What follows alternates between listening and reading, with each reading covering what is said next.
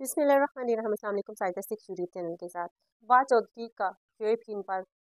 Adiala jail की gate पर हमला और इस बार उन्होंने शोएब शीन को थप्पड़ मारे।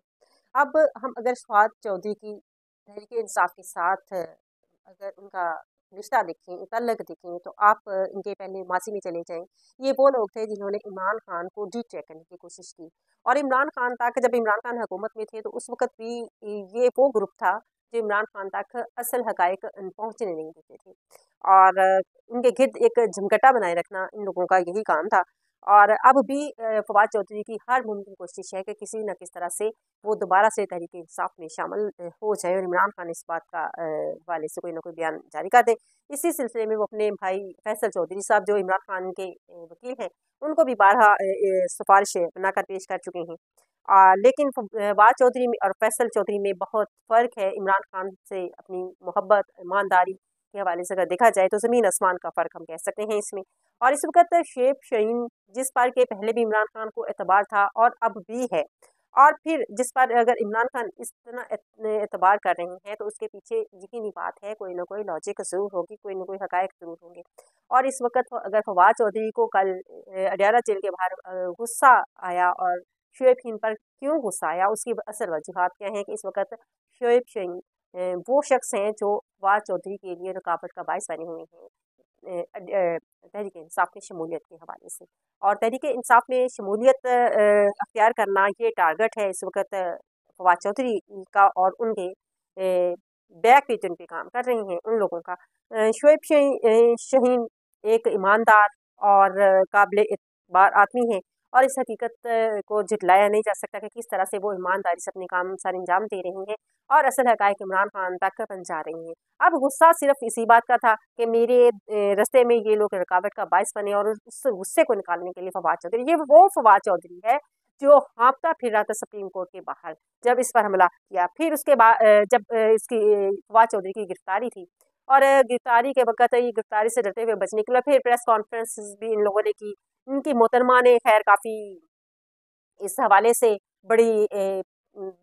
दौड़ धूप की फवाद चौधरी के हर वक्त इसको बड़ी कोशिश की गई कि किसी न किसी तरीके से इनकी बेगम को जो है वो सपोर्ट मिल सके तहरीक इंसाफ के लोगों की,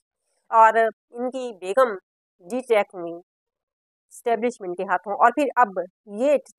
शख्स फवाद चौधरी मोहरा है इस्टेब्लिशमेंट का, और अभी भी ये तहरीक अज़्म इस्तेहकाम पार्टी है उसके फ़ाल रुकन हैं। लेकिन ये तहरीक इंसाफ में आगे क्यों शामिल होना चाहते हैं, इसकी वजूहात सारी अवाम जानती हैं और पूरा पाकिस्तान इस हवाले से जानता है। इमरान खान का मुखालफ भी इस हवाले से खबर रखता है कि ये शख्स जो इसमें अमल दखल नहीं देते कि क्या हो रहा है क्या नहीं हो रहा, लेकिन उनको ये पता है कि ये शख्स फवाद चौधरी जो है वो क्यों दाखिल शामिल होना चाहता है। और पहले भी इन लोगों ने अगर तहरीक इंसाफ के साथ के इमरान खान को डिटेक्ट करने की कोशिश की या तहरीक इंसाफ के लिए मुश्किलात पैदा करने की कोशिश की, तो ये वही मोहरे हैं जिन लोगों ने प्रेस कॉन्फ्रेंसेस की और बाद में तहरीक अज़्म इस्तेहकाम में वो शामिल हुए। और इनमें वो एक दो बीबियाँ भी शामिल हैं, और ये इन लोगों ने उस वक्त इमरान खान का साथ छोड़ा जब पार्टी और इमरान खान मुश्किलात में थे। तो अब इमरान खान किस तरह से इन पर एतबार कर सकते हैं, और आप ये चीज़ भी अंदाज़ा कर सकते हैं कि इमरान खान जेल में बैठे हुए हर चीज़ से बाखबर है। इतनी बाखबर उनके दुश्मन भी नहीं हैं जिन्होंने उनको कैद में रखा हुआ है। तो इमरान खान इस वक्त वहाँ पर बड़े बाखबर हैं। और फैसल चौधरी के हवाले से खबर है, और फैसल चौधरी ने इमरान खान के बयान के हवाले से बात की है जो उन्होंने इमरान खान ने अडयाला जेल में दिया है। उन्होंने इमरान खान के तीसरे खत के हवाले से बात की है कि इमरान खान कहते हैं कि मेरा तीसरा खत जो है मुल्क की इस जो मैंने खत लिखे हैं वो मुल्की मफाद के दर्जात हैं, और अगर इन पर अमल नहीं किया जाता है तो उससे मुल्क को बहुत ज़्यादा नुकसान पहुँच सकता है। और ये वो खतों में वो दर्जात हैं अगर जिससे अफवाज पाकिस्तान में और अवाम में इस फासले को कम किया जाए, जो फासला इस वक्त अफवाज पाकिस्तान और अवाम के दरमियान बढ़ है। और ये फासला कम अवाम ने खुद नहीं करना है, बल्कि ये फासला खुद इस्टेब्लिशमेंट ने करना है, क्योंकि ये फासला पैदा करने वाले भी खुद अफवाज पाकिस्तान है, और उनको अब ऐसे इक़दाम करने होंगे जो ये फासला कम किया जा सकता है। लेकिन इमरान खान कहते हैं कि मेरी उन दर्जात को गैर जिम्मेदाराना तरीके से इस खत पर इनके बिहेव किया गया है, اور اگر یہ میں تمام جتنے بھی تینوں خط لکھے ہیں وہ اس لیے لکھے ہیں کہ تاکہ ملکی مفاد ان پر اگر عمل کرتے ہیں تو وہ ملکی مفاد اور ملکی ترقی کے لیے بہتری ہو سکتی ہے۔ اور پھر عمران خان کا ایک بیان اور بھی ہے کہ میں آخری گیند تک لڑوں گا اور میں جلد باہر بھی آنے والا ہوں۔ یہ عمران خان کا بیان ہے۔ اور پھر عمران خان کہتے ہیں کہ اگر یہ سمجھتے ہیں کہ خیال ہے کہ تحریک انصاف ناکام ہو گئی ہے تو یہ ان کی خام خیالی ہے کہ تحریک انصاف کیا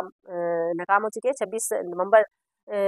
کو جو کچھ یہ کر سکے تھے انہوں نے وہ کر کے دیکھ لیا۔ اس کے بعد بھی اگر آپ تحریک انصاف کے لوگوں کو دیکھیں تو تحریک انصاف کا لوگوں کا جو ہے عزم بڑا ہے، اور اس احتجاج کو روکنے کے لیے 26 نومبر کے احتجاج کو روکنے کے لیے اگر یہ ان کے خیال میں تھا کہ ہم یہ احتجاج بالکل بھی ناکام ہے ہمارے تحریک انصاف کا، تو یہ اس کو روکنے کے لیے پھر گولی کی حد کیوں کراس کی گئی، گولی کیوں چلائی گئی؟ گولی چلانے کا مقصد صرف یہ تھا کہ یہاں پہ لوگوں کا اگر اجتماع بڑھ جاتا ہے تو ایسے میں وہ ان کو فیصلے کرنے پڑ سکتے ہیں جن کے بارے میں وہ سوچنا ہی نہیں چاہتے ہیں۔ اور یہ مقبولیت تھی تحریک انصاف کی کہ اس میں ان لوگوں نے یہ فیصلہ کیا عوام پر گولیاں چلا کر عوام کو وہاں سے منتشر کرنے کے لیے، اور اتنی بڑی تعداد میں عوام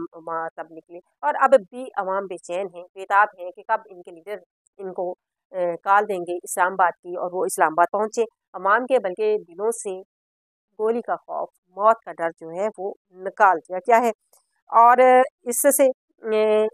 26 نومبر کے بعد بلکہ نظام کو مزید اندازہ ہو گیا ہے کہ تحریک انصاف کے کارکن جو ہے وہ کس قدر بہادر ہیں اور وہ کسی بات سے بھی ڈر اور خوف کھانے والے نہیں ہیں۔ اور پھر اس کے علاوہ جو ہے عنقریب عمران خان نے ایک احتجاج کی کال دے دی ہے، اور اس کے حوالے سے تیاریوں کے حوالے سے بھی کہہ دیا ہے کہ تیاریوں کو شروع کریں اور جگہ جگہ یہ تحریک چلائی جائے کہ رمضان المبارک کے بعد لانگ مارچ ہوگا، اور لانگ مارچ کے فوری کے بعد ہوگا، اور اس کی تیاریاں جو ہے رمضان میں کی جائیں، اور تمام جتنے بھی عہدیداران ہیں تحریک انصاف کے کارکن ہیں وہ اپنے گلی محلوں میں اس کی تیاریاں شروع کر دیں تاکہ اس حوالے سے اس لانگ مارچ کو کامیاب بنایا جا سکے۔ اور اس میں عمران خان نے پھر سے پہلے بھی کہا لیکن تحریک انصاف کی باہر کی قیادت نے کوئی اس پر عمل درآمد نہیں کیا کہ مارنگ بلوچ کو ہر حال میں اس تحریک کا حصہ بنایا جائے کہ وہ بھی بلوچستان کے لوگوں کے حقوق کے لیے حقوق کی جنگ لڑی ہے، وہ کہ ان کے بارے میں اس طرح کی باتیں پھیلائی جا رہی ہیں کہ وہ ان کو بیرونی فنڈنگ ہو رہی ہے، یہ اس طرح سے ہے۔ تو یہ بھی حقائق اب اگر اسلام آباد میں کچھ صحافیوں نے اس حوالے سے بتایا بھی ہے کہ مارنگ بلوچ اور ان کے لوگ جب اسلام آباد میں آئے تو ان کے حالات